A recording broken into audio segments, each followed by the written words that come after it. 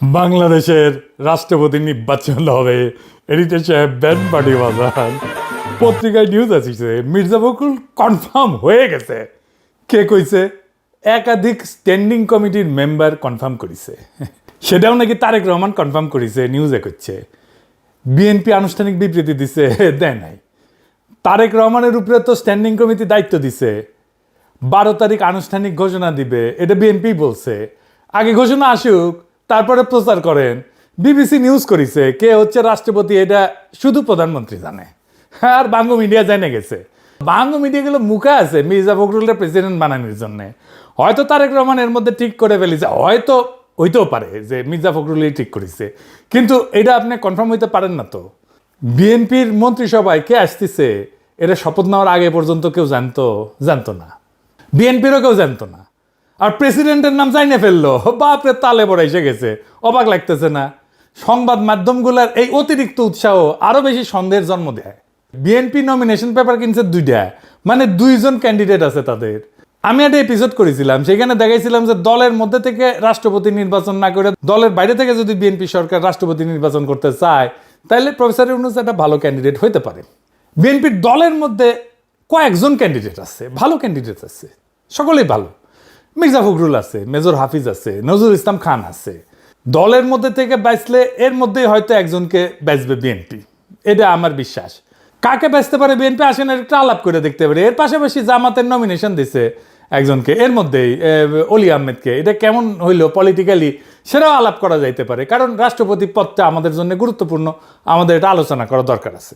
আসেন আল্লাহর নামে শুরু করি। প্রথমে আসি মির্জা ফখরুল ইসলাম প্রসঙ্গে। মির্জা ফখরুল ইসলামের পজিটিভ দিক হইতেছে উনি খালেদা জিয়ার সাথে রাজনীতি করেছেন।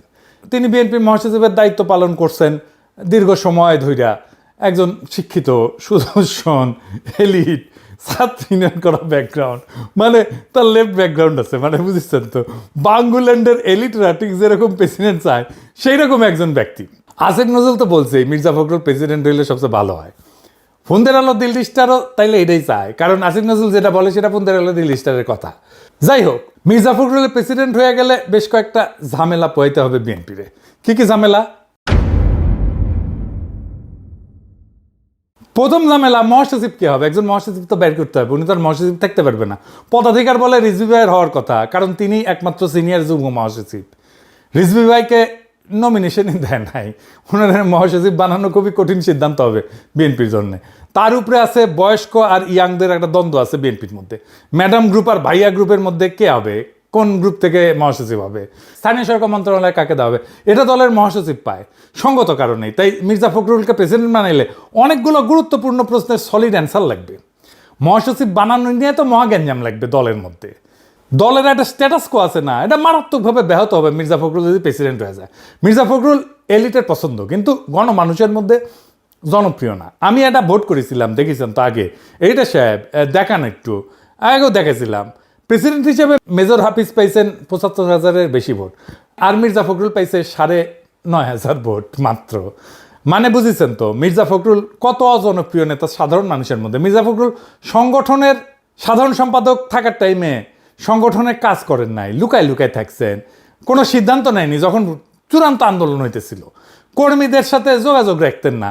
এটা খুবই সাধারণ অভিযোগ ছিল। শুধু তাই না, শমশের মবিন চৌধুরীর সাথে তারেক রহমানের একটা ফোন কল লিক হয়েছিল প্রায় 12 বছর আগে। তখন বিএনপি মাঠে খিচ্ছে আন্দোলন করিচ্ছে, তখন তারেক রহমান কি বলেছিল মির্জা ফখরুলের নিয়ে শুনেন। এটা হয়তো আজকালকার চায়না ম্যাডাররা জানে না, শুনেন। এটা সাহেব শোনান, এটা আমার কথা না, এটা খোদ তারেক রহমানের কথা। তারেক রহমানের মূল্যায়ন মির্জা ফখরুলের নিয়ে শোনান। না না, সমঝোতা হচ্ছে পর্দার আড়ালে। হ্যাঁ, পর্দার আড়ালে সমঝোতা হচ্ছে, এবং সমঝোতা হয়ে গেলে আস্তে আস্তে ছাড়া হবে। হঠাৎ কিছু হয়ে যেতে পারে। হ্যাঁ, তো সমঝোতাতে ছাড়া হচ্ছে, ওরা ওদের নিজেদের মতো সমঝোতা করছে।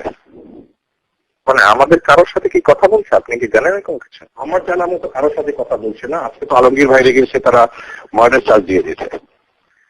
সেটা তো দিতে হবে, কোন ইনভেস্টিগেশন ছাড়া দিলে সেটা। কিন্তু উনি এইভাবে মানে হাইড অ্যান্ড সিক করছে কেন? পলিটিক্যাল লিডার একজন, পলিটিশিয়ান, তাই না? আলমগীর সাহেব, এটা আমরা একটু করে যাবো। ম্যাডাম এখানে জন্য বসে আছি, তো এটা কি আলাপ আলাপ talk to your mother about ইট?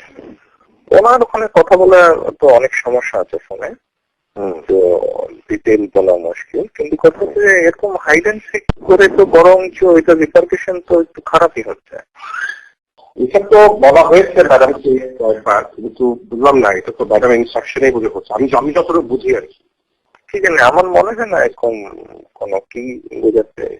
সে যদি পালিয়ে থাকে, সে আন্দোলনেও নেতৃত্ব দিতে পারবে না, কোন রকম কথা বলতে পারবে না, সে তো চুপ করে হাইড অ্যান্ড সিকই আছে, তো লাভটা কি হচ্ছে? রাজার আরো খারাপ হচ্ছে। তো ডিস্ট্রিক্টের নেতারা কর্মীরা ওরা মার খাচ্ছে আর উনি পালিয়েছে, তো লাভটা কি হচ্ছে তাহলে? মানে এটার বেনিফিটটা কি হচ্ছে? কোনো বেনিফিটটা হচ্ছে না।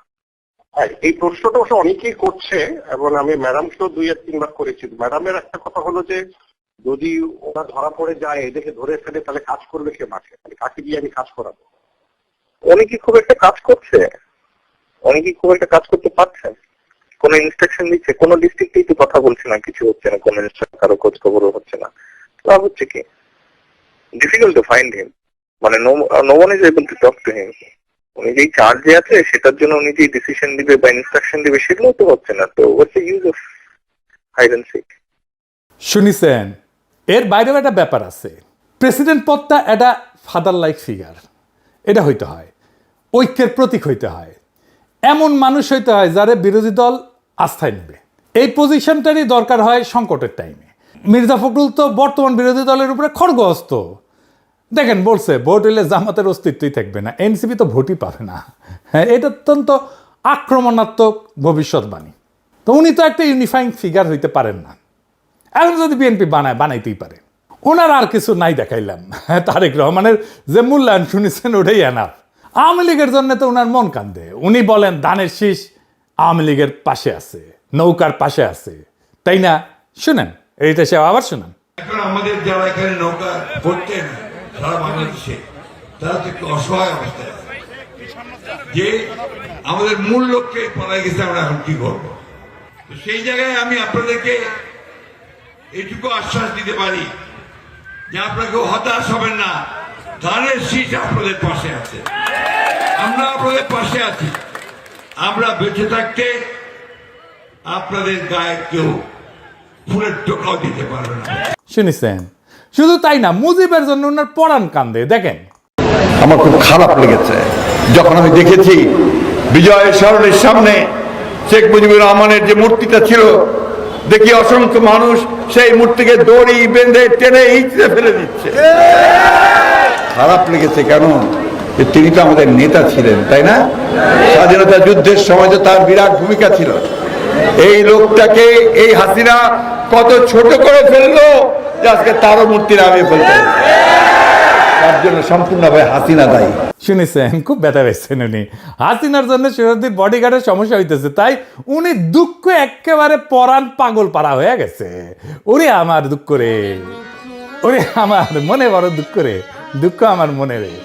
যাই হোক, বিএনপির আর এক ক্যান্ডিডেট হতে পারে মেজর হাফিজ। উনি বর্তমানে রাষ্ট্রপতির দায়িত্ব আছেন, জিয়ার সাথে সেনাবাহিনীতে ছিলেন। মেজর হাফিজ পাকিস্তান আর্মিতে কমিশন পান, কাকুলে ওনার ট্রেনিং হয় এবং ওনার ট্রেনার ছিলেন স্বয়ং জিয়াউর রহমান। 1971 যুদ্ধ করেন বাংলাদেশের স্বাধীনতার জন্য, পরে সেনাবাহিনীতে যোগ দেন। তিনি জিয়াউর রহমানের পিএসও ছিলেন, মানে বুঝেন কতখানি সম্পর্ক। মেজর হাফিজের ভাষ্যমতে জিয়াউর রহমান 1974 ওনার বার্ষিক গোপনীয় প্রতিবেদনে, যেটাকে এসিআর বলে, সেইখানে মেজর হাফিজকে সেনাবাহিনীর সর্বোচ্চ দায়িত্ব পালনের উপযোগী করে গড়ে তোলার কথা লিখেছিলেন। ওনারা প্রেসিডেন্ট করলে শুধু একজনকে স্পিকার নিয়োগ দিতে হবে, তাই তো? ইন্টারনাল যে স্ট্যাটাস কো এটা নষ্ট হবে না। বিএনপির খন্দকার মোশাররফ হোসেন স্পিকার হইতে পারেন। ওনার সভাপতিত্বে এই সংসদ যাত্রা শুরু করেছিল, তো জানেন তো, যেটা বলে স্ট্যাটাস কো, এটা তাহলে নষ্ট হয় না। মেজর হাফিজ সাধারণ মানুষের মধ্যে জনপ্রিয়, তার স্পিকারকালীন সময় তার ইমেজ আরও বাড়িয়েছে। দেখেন, প্রেসিডেন্ট হিসেবে তার বক্তব্য শুনুন। কোন জাতি এত সাহসী? আমরা সেই জাতি, তাদেরকে নিয়ে আমরা গর্ববোধ করি। পৃথিবীতে অনেক রাষ্ট্র আছে, তাদের এরকম নাগরিক নাই যে উদ্ধত সঙ্গিনের সামনে দুহাত তুলি আবু সাইদের মতো দাঁড়াতে পারবে। শুনেছেন? এবার শুনেন মুজিব সম্পর্কে তার মূল্যায়ন শুনেন। প্রথম প্রধানমন্ত্রী তাজউদ্দিন সাহেব, আওয়ামী লীগের সাধারণ সম্পাদক, তিনি শেখ মুজিবুর রহমানের কাছে গিয়েছেন, গিয়ে বলেছেন যে পাকিস্তানিরা আক্রমণ করতে যাচ্ছে, দেশের মানুষ স্বাধীনতা চায়, এখনো সময় আছে, আপনি স্বাধীনতা ঘোষণা করুন। শেখ মুজিবুর রহমান সাহেব বললেন যে না, আমি বিচ্ছিন্নতাবাদী হতে পারি না। পাকিস্তান ভাঙাতে আমার কোনো অবদান থাকুক এটি আমি চাই না। সুতরাং স্বাধীনতা ঘোষণা আমি দেব না। স্বাধীনতা ঘোষণা দেননি, পাকিস্তানের এক ক্র্যাকডাউন চালালো, লক্ষ লক্ষ মানুষ ঘর বাড়ি ছেড়ে উদ্ভ্রান্ত হয়ে পালিয়ে যাচ্ছে, গ্রাম থেকে গ্রামান্তরে পালিয়ে বেড়াচ্ছে। পাক বাহিনী মেশিন গান, মোটর, কামান দিয়ে নিরীহ মানুষ গুলি করে হত্যা করছে। এই সময় যে কোনো জাতি অবদমিত হয়ে যেত, চুপচাপ হয়ে আত্মসমর্পণ করত।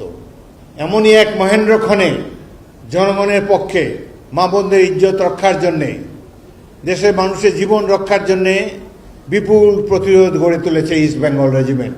এই সময় স্বাধীনতার ঘোষণা দিয়েছেন মেজর জিয়াউর রহমান। এটি হলো প্রকৃত সত্য। শুনিছেন, তার একটা অভিভাবক সুলভ ইমেজ দাঁড়ায় গেছে। বিরোধী দলের মধ্যেও তার ইমেজ খুবই ভালো, খুবই পছন্দ করে। সংসদে তো জারি উনি যা দেন সেটা সরকারি দলের লোকদেরকেই দেন। এই যে দেখেন, পার্থরে ইসলামী ব্যাংক প্রসঙ্গে সে জারি দিছিল, কঠিন জারি দিছিল। হ্যাঁ, এটা উনি আপনার কাছ থেকে কেন জানতে চাইলেন? আপনি তো ইসলামী ব্যাংকের কিছু না। না, আমার আগের বক্তব্যে এই ব্যাপারটা ছিল, যেহেতু উনি রেফার করেছেন তাই, যে এটা একটা ভুল মেসেজ যায় আর কি। আমার ধারণা যে কেউ চাকরি করতে পারে ইসলামী ব্যাংকে, তবে যেহেতু ইসলামী ব্যাংকের কথা ইসলামের একটা অংশ এবং রিবাকে হারাম করা হয়েছে কোরআনে, আই এম শিওর যারা বোর্ডে বসবে তারা ইসলামিক ভ্যালুটা আপহোল্ড করবে, এবং আমার ধারণা ওখানে মনে হয় না কোনো নন মুসলিমের স্থান ওখানে থাকবে, আমার ধারণা যেটা। আমি লক্ষ্য করেছি এই সংসদে অনেক অনুমান নির্ভর কথাবার্তা হয়। বাবু গয়েশ্বরচন্দ্র রায় আপনাকে রেফার করার কোনো কিছুই না, আপনি ইসলামী ব্যাংকের কোনো কর্মকর্তা না, ইসলামী ব্যাংক সম্বন্ধে কোনো ধারণা নাই। এই ব্যাপারে ইসলামী ব্যাংকের গভর্নিং বডির কেউ যদি এখানে থাকে, উনি দাঁড়িয়ে হয়তো বলতে পারতেন, যার এই ব্যাংক পরিচালনা সম্পর্কে যার অভিজ্ঞতা আছে। আর যে বিষয়টা অত্যন্ত সেন্সিটিভ, এটা কমিউনাল ইস্যু এখানে রেজ করা হয়েছে। দেখেছেন হাসিনারে কি বলে? দেখেন, আসেন দেখেন, সেটা প্রেসিডেন্ট হয়ে বলতেছে, কিন্তু এইটা দেখেন, শুনেন। আমরা অপেক্ষা করে আছি, আসেন দেশে, দেশে আছেন, দেখা হবে ইনশাল্লাহ রাজপথে। 27 বছর বয়সে মুক্তিযুদ্ধ করেছি, এখন 82 বছর বয়সে আরেকটা করব বাংলাদেশের জন্য। বাংলাদেশের জনগণের শাসন, গণতন্ত্র চিরস্থায়ী করে যাব আমরা। দেখেছেন ভারত হাসিনারে আশ্রয় দিছে, এটা নিয়ে উনি কি বলছেন শুনেন। ভারতকে ধন্যবাদ যে তারা শেখ হাসিনাকে আশ্রয় দিয়েছে। শেখ হাসিনা এবং আওয়ামী লীগেরা যে এত বড় ভারতের দালাল, দেশের শত্রু, আশ্রয় না দিলে তো আমরা বুঝতে পারতাম না। সুতরাং এই আওয়ামী লীগের ফেরত আসার কোনো সম্ভাবনা আমি দেখি না। আগামী 20 বছরে তারা দেশে আসবে, নির্বাচন করে আবার রাষ্ট্র ক্ষমতায় যাবে, এটি কোনো রকমই সম্ভব না। আবার প্রতিবেশী রাষ্ট্র পেশি শক্তি ধরে তাদের বসিয়ে দিবে, কিংবা কোনো একটা সামরিক বাহিনী তাদেরকে বসিয়ে দিবে, এটাও সম্ভব না। আমাদের আস্থা রাখতে হবে জনগণের শক্তির উপরে। আমরা অনেক ভাগ্যবান, 71-এ বীর শ্রেষ্ঠদেরকে দেখেছি, আর 2024 সালে আবু সাইদকে দেখেছি। শুনেছেন ভারতের কিছু কিছু পলিটিশিয়ান এ কইছে বাংলাদেশকে দখল করে নেব। মিডিয়া তো একেবারে যে ময়ূক টয়ুক আছে না, রিপাবলিক টিভি ইত্যাদি, কি আছে না, ওগুলো তো কয়। তখন উনি কি বলছিলেন এই যে বাংলাদেশ দখল করে নেওয়া প্রসঙ্গে, শুনেন। ভারত কেন, আমেরিকাও এসে কোনোদিন বাংলাদেশ দখল করতে পারবে না। Come and try. অত্যন্ত দুঃখ লাগে, আমার দেশে পতাকা পোড়ানোর তুমি কে? What have you done? শুনেছেন 1971-এ ভারত সাহায্য করেছে, অনেকে তো কাইট হয়ে পড়ে যায় যারা মুক্তিযুদ্ধ করে, কিন্তু উনি একজন খেতাবপ্রাপ্ত মুক্তিযোদ্ধা হওয়া সত্ত্বেও উনি কি বলছেন দেখেন ভারত প্রসঙ্গে। ভারতীয় সরকার আমাদের বন্ধু ছিল 71 সালে, কিন্তু স্বাধীনতার পর থেকেই আমরা লক্ষ্য করেছি তারা 71-এ তারা আমাদের জন্য যে সাহায্য সহযোগিতা করেছে সেটি উদ্ধার করার জন্য অতি ব্যস্ত। বাংলাদেশের প্রত্যেকটি ক্ষেত্রে তারা হস্তক্ষেপ করেছে। রামপাল বিদ্যুৎ কেন্দ্র থেকে শুরু করে দেশের ভিতর দিয়ে ট্রানজিট এবং অন্যান্য প্রত্যেকটি প্রকল্পে বাংলাদেশের নতজানু সরকার, আওয়ামী লীগের সরকার, শেখ হাসিনার সরকার বাংলাদেশের মানুষের স্বার্থ জলাঞ্জলি দিয়ে তারা এই দেশকে ভারতের একটি কলোনি বানিয়ে দিয়েছিল। দেশের জনগণকে বাধ্য হয়ে দীর্ঘদিন সংগ্রাম করে এই মাফিয়া সরকারকে অপসারিত করা হচ্ছে। শুনেছেন মমতা ব্যানার্জি একটা খুব মারাত্মক বাজে কথা বলছিল, আমরা কিছু বলি নাই উনারে, যাই হোক, কিন্তু উনি ছাড়েন নাই। বাংলাদেশের সংখ্যালঘুদের উদ্ধারের জন্য মমতা একটা উক্তি করছিল, সেটার বিরুদ্ধে কি বলছিলেন উনি, এটা শুনেন। মমতা ব্যানার্জিকে ভালোই মনে করতাম, সৎ, ভালো মহিলা, সাদাসিধা চাল চলন। তিনি চৌদ্দ বলেছেন শান্তিরক্ষী বাহিনীকে আমন্ত্রণ জানাতে চান বাংলাদেশের সংখ্যালঘুদের রক্ষা করার জন্য। কত বড় মিথ্যাচার! আমরা প্রত্যেকটি বাংলাদেশি নাগরিককে সামরিক ট্রেনিং দিয়ে প্রস্তুত করব যুদ্ধের জন্য। শুনেছেন? তারপরে ধরেন আমাদের পানির ন্যায্য হিসাব ভারতের প্রসঙ্গে কি একটা স্পষ্ট পলিটিক্যাল স্ট্যান্ড উনি নিছিলেন, শোনেন। 54টা নদী ভারতের মধ্যে দিয়ে প্রবাহিত হয়ে বাংলাদেশে প্রবেশ করেছে। প্রত্যেকটি নদীতে অন্যায়ভাবে ভারত সেখানে বাঁধ নির্মাণ করেছে, যে বাঁধ নির্মাণের ফলে আমাদের কৃষক ন্যায্য পানি পাচ্ছে না। আমি পানি সম্পদ মন্ত্রী হিসাবে সবসময় বাংলাদেশের মানুষের ন্যায্য দাবি বলিষ্ঠভাবে তুলে ধরেছি। তাদেরকে বলেছি আপনারা পরিবেশের ক্ষতি করছেন, বাংলাদেশের কৃষকদের ক্ষতি করছেন, সুতরাং অবিলম্বে প্রত্যেকটা নদীতে আমরা প্রত্যেকটা অভিন্ন নদীর পানি ভাগাভাগির জন্য আমি উদ্যোগ গ্রহণ করেছিলাম। তিস্তা নদীর পানি ভাগাভাগির জন্য আমরা একটা সিদ্ধান্ত উপনীত হয়েছিলাম। শুনেছেন? মানে আমি উনার যত ক্লিপ দেখতেছি, আমি দেখতেছি উনি খালি পজিটিভ কথা, পজিটিভ আমাদের কথাই বলতেছেন। মনে হচ্ছে আমাদের মাউথ পিস হিসেবে উনি কথা বলতেছেন। ওনার দুইটা নেগেটিভ পয়েন্ট তা আছে, একটা খালেদ মোশাররফের সাথে উনি করতে যাওয়া, আর 1/11-এর টাইমে বিএনপি ভাঙতে যাওয়া। তো উনি আপনার ইমেজ যে লেভেলে পুনরুদ্ধার করছেন সেটা অবিশ্বাস্য। আমার মতে উনি একটা ইউনিফাইং ক্যারেক্টার হইতে পারেন। আমার ব্যক্তিগতভাবে ডিপ রেসপেক্ট আছে এই লোকটার প্রতি, আমি এটা লুকায়ও না। উনি প্রেসিডেন্ট হইলে আমি খুশি হব ব্যক্তিগতভাবে, কারণ উনি একজন প্রেসিডেন্ট ম্যাটেরিয়াল বাংলাদেশের জন্য। এইবার আসেন জামাতের রাষ্ট্রপতি ক্যান্ডিডেট প্রসঙ্গে একটা আলাপ করি। আমরা তো সবাই জানি যে জামাতের প্রার্থী জিতবে না। তো এই মনোনয়নটা একটা প্রতীকী মনোনয়ন, যে আমরা কেমন ধরনের লোককে রাষ্ট্রপতি পদে চাইতেছি, কেমন ধরনের লোককে রাষ্ট্রপতি পদে মনোনয়ন দিলাম। তাহলে এমন একজনকে দেওয়া দরকার যে জামাত এনসিপির ইমেজ বাড়াবে, তাই না? কিন্তু দিল কাকে? অলি আহমেদকে। আসেন অলি আহমেদের একটা বক্তৃতা দেখি চট্টগ্রামে। রাজাকার এবং স্বৈরাচার বেগম খালেদা জিয়া মাত্র 1/3 জনগণের প্রতিনিধিত্ব করে। সুতরাং 2/3 প্রতিনিধিত্বকে বাদ দিয়ে আপনারা কখনোই আজউদ্দিনের নেতৃত্বে কাজ করতে পারেন না। আর বিএনপিতে চলে গেলে 0 হয়। আরে বেগম জিয়া দেখে যাও চট্টগ্রামের মানুষ আজকে কি করে। দেখেছেন? এটা 1/11-এর সময় বক্তৃতা। 2006 সালে খালেদা জিয়ার তারেক রহমানকে উদ্দেশ্য করে বলছিলেন, মা ভালো হইলে ছেলে খারাপ হয় কিভাবে, দুইটাই বদমাইশ। চিন্তা করেছেন? মুখের লাগাম নাই তো তার। এমন একটা মানুষকে, আজ টাইপের মানুষকে প্রেসিডেন্ট ক্যান্ডিডেট করছে জামাত এনসিপি। সে নাকি প্রথম চট্টগ্রামে বিদ্রোহ করেছিল, সেটাও সে কয়। মুক্তিযুদ্ধের সময় ক্যাপ্টেন অলি আহমদ হিসাবে সর্বপ্রথম পাকিস্তানের বিরুদ্ধে বিদ্রোহ করেছিলাম। চট্টগ্রাম সেনানিবাসে গোলাগুলি শুরু হয়েছে, 8ম বেঙ্গল সেনাদেরকে নিয়ে আমি বিদ্রোহ করি। মুক্তিযোদ্ধা তাই 7 খুন মাপ। জামাতের 71 নিয়ে একটা হীনমন্যতা আছে, তাই মুক্তিযোদ্ধা দেখলে ক্যাট হয়ে পড়েছে। সাতক্ষীরা একটা মুক্তিযোদ্ধা এমপি কি পরিমাণে বেইজ্জত হইল না, তাও শিক্ষা হয় নাই ওদের। তারা যদি একজন নন পার্টিজান কাউরে নমিনেশন দিত, তাইলে সেটা পলিটিক্যালি ইউজ করতে পারতো। ধরেন সে যদি দিলারা আপারে দিত, তাহলে পরে নারী নেতৃত্ব নিয়ে প্রশ্ন করলে বলতে পারতো, আরে আমরা তো আমাদের প্রেসিডেন্ট ক্যান্ডিডেট করছিলাম একজন নারীকে, আপনারা কি বলেন এই সমস্ত কথা। নন পার্টিজান কাউরে করলে বিএনপির উপরে একটা চাপ সৃষ্টি হইতো, যে বিএনপিও তাহলে একটা নন পার্টিজান কাউরে নমিনেশন দিক। কইতো যে দেখো আমরা তো দলের কাউরে দেই নাই, তোমরা কেন দাও না, তোমরা দলের বাইরে দাও। বদিউল আলম মজুমদারের করতে পারতো, মাহমুদুর রহমানের করতে পারতো। কেউ রাজি না হইলেও লাভ হইতো, তখন করুণ মুখ করে মিডিয়ারে কইতো, আমরা তো বলছিলাম, প্রস্তাব করছিলাম, আমাদের প্রস্তাব না বুঝছেন, ওনারা কেউ গ্রহণ করলো না। এতেও মানুষের সমবেদনা পাইতো। মানুষ বঞ্চিত পরাজিত মানুষকে ভালোবাসে, বিজয়ীকে ভয় করে প্রকাশ্যে, কিন্তু ভালোবাসে পরাজিতকে, বঞ্চিতকে। আমি মাইরা ফাটায় ফেলছি, আমি মাইরা ফাটায় ফেলছি, এটা যদি কেউ বলে দেইকা ভয় পাবে, পিঠ চাপড়ায় দেবে, কিন্তু কেউ তারা ভালোবাসবে না। আর দেখেন আমাদেরকে মারছে, আমার কিন্তু কোনো দোষ নাই, আমি কিচ্ছু করি নাই, এই কথা যে বলবে, তার প্রতি মানুষের সিম্প্যাথি আসবে, সমবেদনা আসবে। এটাই হিউম্যান নেচার, এটাই মানুষের চরিত্র, ক্যারেক্টার। এই জন্যই ট্র্যাজিক নায়কেরা মানুষের এত প্রিয় হয়, কারণ সে তো নিজে পদে পদে পরাজিত হয়। দুনিয়ার বেশিরভাগ মানুষের জীবন তো পরাজিতর জীবন, বিজয়ীর জীবন না। তাহলে কি পাইলো এই নমিনেশনে জামাত এনসিপি? আজকে একজন ফোন দিয়ে কইতেছে যে, আমি নাম বলি না কারণ আপনারা সবাই তারা চেনেন, কইতেছে আপনি তো পোলাপানদের নষ্ট করছেন। আমি কইলাম কেমনে নষ্ট করছি? কয় যে হাসনাত আবদুল্লাহরে কইছেন জোহরাম মামদানি। আমি কইলাম তো তাই তো বলবো, তরুণদের উৎসাহ দেয় তো বুড়াদের কাজ। একজন তরুণ যদি কাজ করে আনে যেটা একেবারে ট্র্যাশ, কিছুই হয় নাই, বালচাল হয়েছে, তো আমি কি বলবো যে কি বালটা করে আনছো? তা তো বলবো না। বলবো ভালোই করছো, অনেক পরিশ্রম করছো, আসো আমরা দেখি একসাথে কিভাবে এটাকে ইমপ্রুভ করা যায়, তাই তো? এটা তো আমাদের কাজ। আমি সেই ভূমিকায় পালন করি, নানাভাবে উপদেশ দিই, পরামর্শ দিই, চেষ্টা করছি, আমি উৎসাহ দিছি, সমর্থন দিছি। তারা নেয় নাই সেটা তাদের ব্যাপার, এখন এর দায় তো আমার না। যাই হোক, আর একদিন পরে আমাদের সমস্ত অপেক্ষার অবসান হবে। দেখা যাক কাকে আমরা রাষ্ট্রপতি হিসাবে পাই। আমাদের পরবর্তী নির্বাচন তত্ত্বাবধায়ক সরকারের অধীনে হবে এবং রাষ্ট্রপতির একটা ক্রুশিয়াল ভূমিকা থাকবে, এটা আসতেছে। সেই জন্য এই পদটা আমাদের জন্য গুরুত্বপূর্ণ।